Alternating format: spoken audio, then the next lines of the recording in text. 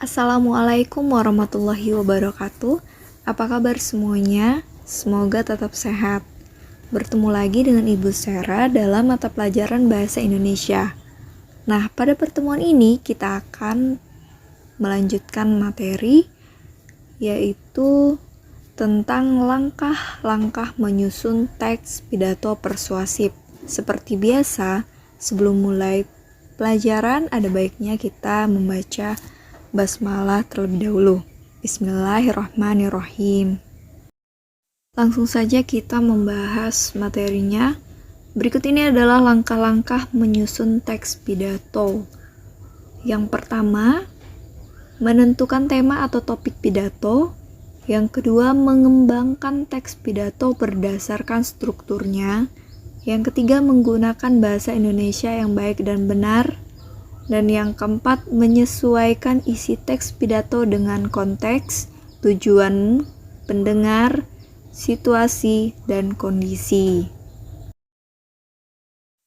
Langsung saja kita bahas. Di sana ada menentukan tema atau pokok pidato. Yang pertama, menyimak atau membaca cerita dengan seksama. Yang kedua, mencatat peristiwa-peristiwa yang ada dalam cerita. Yang ketiga, menyimpulkan tema berdasarkan peristiwa-peristiwa yang ada dalam cerita. Jadi, kalian harus mengetahui topik yang akan disampaikan dalam pidato. Hal ini sangat penting.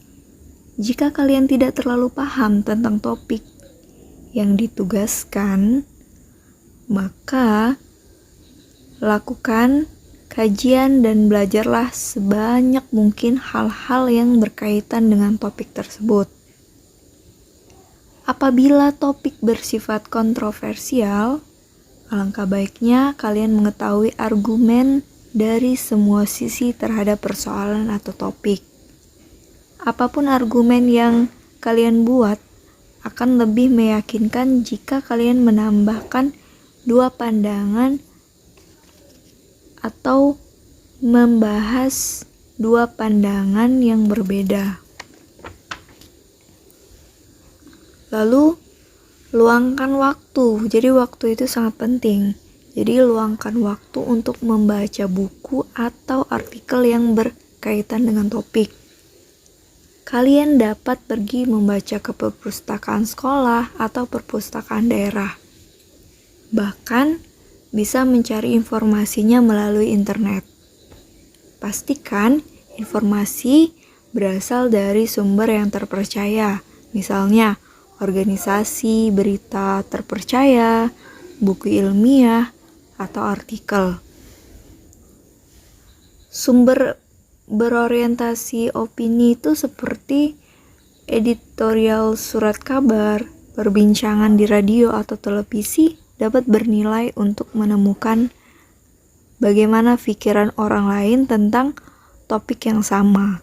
Namun, tetap hati-hati, jangan mengandalkan satu sumber saja.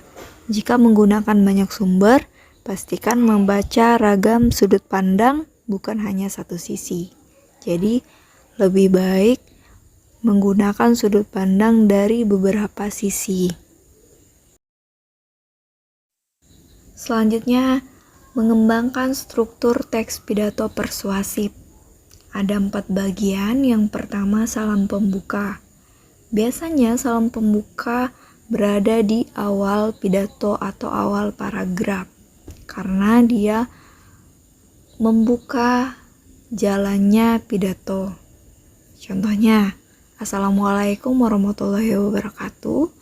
Yang terhormat Kepala Sekolah, yang terhormat guru dan staf TU. Contohnya seperti itu. Lalu yang kedua, ada pendahuluan pidato. Di tahap pendahuluan pidato biasanya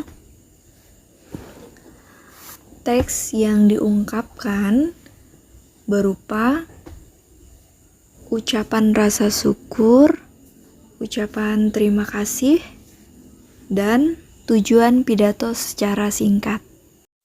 Selanjutnya yang ketiga ada inti atau isi teks pidato. Di tahap ini baru kita menjelaskan, kita memaparkan secara rinci apa tujuan kita berpidato. Jadi di tahap ini isi pidato dituliskan secara rinci. Di tahap ini juga di dalam teks pidato berisi kalimat yang mengajak, membujuk, dan merayu atau mempengaruhi audiens untuk mengikuti apa tujuan yang ingin dicapai oleh pembicara kepada audiens. Selanjutnya, yang keempat, penutup teks. Nah, di tahap ini penutup teks itu ada kesimpulan, ucapan terima kasih, ucapan permohonan maaf, dan salam penutup. Selanjutnya menggunakan bahasa Indonesia yang baik dan benar. Apa sih perbedaan antara keduanya? Bisa kita lihat bahwa bahasa Indonesia yang baik adalah menggunakan bahasa Indonesia yang sesuai konteks pembicaraan atau penulisan. Sedangkan bahasa Indonesia yang benar adalah menggunakan bahasa Indonesia yang sesuai dengan kaidah atau paedah tata bahasa Indonesia yang telah ditentukan. Contohnya, berbahasa Indonesia yang baik. Bisa kita lihat bahwa di sana ada satu kalimat, "Lu ke sekolah sama siapa?"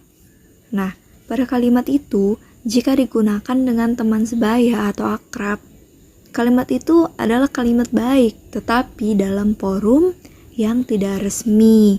Jadi bisa dikatakan kalimat itu digunakan untuk bahasa sehari-hari kita. Ya. Kalimat itu juga tidak sesuai dengan faedah atau kaidah Kamus Besar Bahasa Indonesia. Maka kalimat "lu ke sekolah sama siapa?" itu termasuk kalimat atau bahasa Indonesia yang baik. Selanjutnya, contoh berbahasa Indonesia yang benar. Bisa kita lihat kalimatnya, Anda pergi ke sekolah dengan siapa? Nah, pada kalimat itu, kata-katanya sudah sesuai faedah atau kaidah Kamus Besar Bahasa Indonesia. Jadi, kalau misalnya kalimat ini cocok untuk forum resmi. Kalimat ini masuk kategori kata baku. Jadi kalau misalnya kata baku, dia adalah bahasa Indonesia yang benar. Kalimat ini masuk dalam kategori bahasa baku karena dia menggunakan bahasa yang benar dengan sesuai Kamus Besar Bahasa Indonesia. Jadi bisa ditemukan dalam forum, sidang, rapat kementerian, sekolah, dan lain sebagainya. Setelah menyimak dan memahami materi yang telah dipelajari, silakan kalian buka Classroom. Di sana sudah Ibu sediakan tugas, silakan dijawab dan kirim ke Classroom. Sekian. Wassalamualaikum warahmatullahi wabarakatuh.